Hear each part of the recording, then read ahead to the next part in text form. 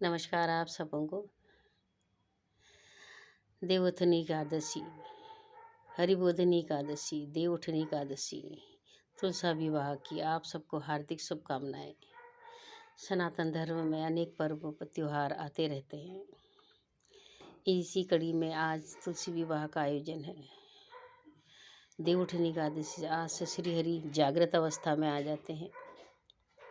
हरि तो वैसे कभी भी शयन नहीं करते, लेकिन 6 मास निद्रा लेकर के ध्यान मग्न होकर आज जागृत होते हैं। आज से सारे मांगलिक कार्य शुरू हो जाते हैं। हमारे सनातन धर्म में परंपरा है कि जब हरि जागरण होता है, आज हरि के उसमें रात्रि एकादशी को जागरण किया जाता है और सवेरे तुलसा विवाह किया जाता है विधिवत। शालिग्राम जी के संग तुलसी जी का विवाह होता है। शालिग्राम जी की मूर्ति को सजाया जाता है वर के स्वरूप पे, और इधर वृंदा महारानी सजी हुई हैं, बैठी हुई हैं दुल्हन के स्वरूप में। तुलसा स्वरूप महालक्ष्मी हमेशा श्री हरि की प्राण प्रिया, प्राण वल्लभा, मोक्षदायिनी, सर्वसिद्धिकारिणी, यज्ञ, धन धान्य, सूक्ष्म वृद्धि, सबकी सबल कारक माँ महालक्ष्मी सबको वरदान दे। विवाह के लिए दुल्हन और दूल्हा दोनों तैयार हैं। वर भी स्वरूप शालिग्राम जी तैयार हैं, पगड़ी बांधी भी है, सर में तुलसा जी का मुकुट है। जब जलंधर दैत्य मारा ही नहीं गया, शिव जी के थ्रू भी, शिव जी के द्वारा भी जब जलंधर दैत्य का मरण नहीं हुआ, तो शिव जी की और ब्रह्मा जी की आराधना, सभी देवताओं की आराधना की श्री हरि से कि आप ही इनको मार सकते हो, कुछ उपाय ऐसा करिए कि जलंधर दैत्य मारा जाए। क्योंकि वृंदा जो थी बहुत तपशील और धार्मिक महिला थी, पतिव्रता थी और श्री हरि की अनन्य भक्त थी।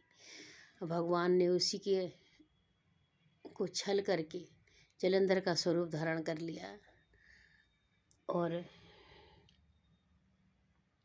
श्री हरि जलंधर स्वरूप में तपश्चर्य रथ वृंदा के पास चले गए। और युद्ध से अचानक लौटे हुए पति को जब वृंदा ने अपने सामने देखा, तो पूजा के बाद सीधे चरण स्पर्श कर दिए। चरण छूते ही वृंदा को आभास हो गया कि यह मेरे पति के चरण नहीं है, यह तो श्री हरि के चरण है। वृंदा इतनी तत्परता थी कि उसको स्पर्श मात्र से ही महसूस हो गया कि यह मेरे पति के चरण नहीं है। वह अचानक श्री हरि के सम्मुख देखती है और कहती है, आप कौन हो और क्यों आए हो? तो हरि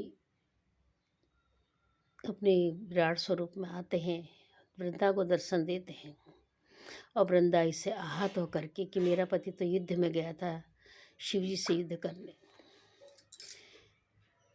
और मेरा शील हरण श्री हरि के द्वारा हो गया, तो वह क्रुद्ध होकर श्राप दे देती कि जाओ तुम पत्थर बन जाओ, तुम्हारे शरीर में हृदय नहीं है, पाषाण हो तुम। मेरी भक्ति का तुमने सिला दिया कि मैं भक्त हूँ आपके अनन्य और जानते हो, और आपने ही मेरा शील हरण कर दिया है। जाइए आप पाषाण हो जाइए। क्रोध में आकर वृंदा श्री हरि को पाषाण हो जाने का श्राप दे देती है।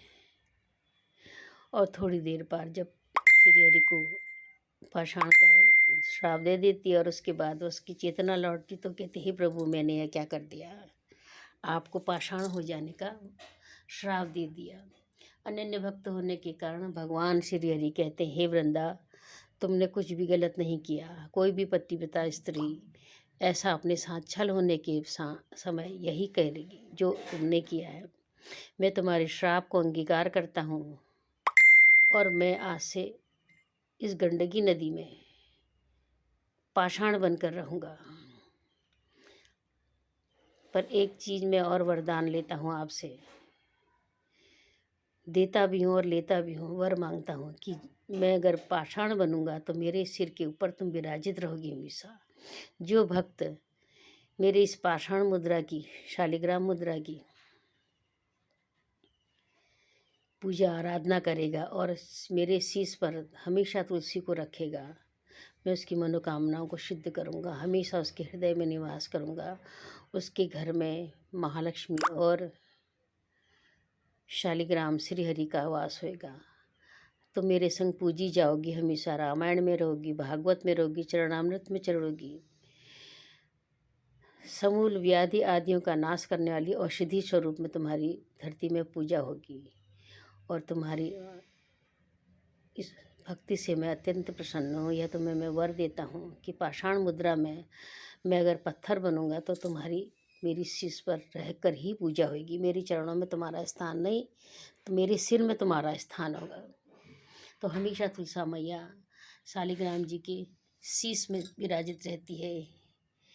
हमेशा तुलसी जी को शालिग्राम जी के आप शीश में विराजित कीजिए।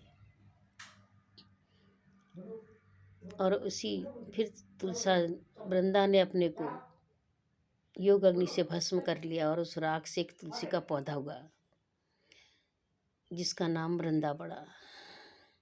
और वही वृंदा आज तुलसा संसार भर में सबके लिए भक्ति का एक माध्यम बन गई। बोलो तुलसा मैया की जय, बोलो वृंदा महारानी की जय, आदिशक्ति जगदम्बा साक्षात लक्ष्मी मैया की जय, बोलो सच्चे दरबार की जय, बोलो सच्चे दरबार की जय।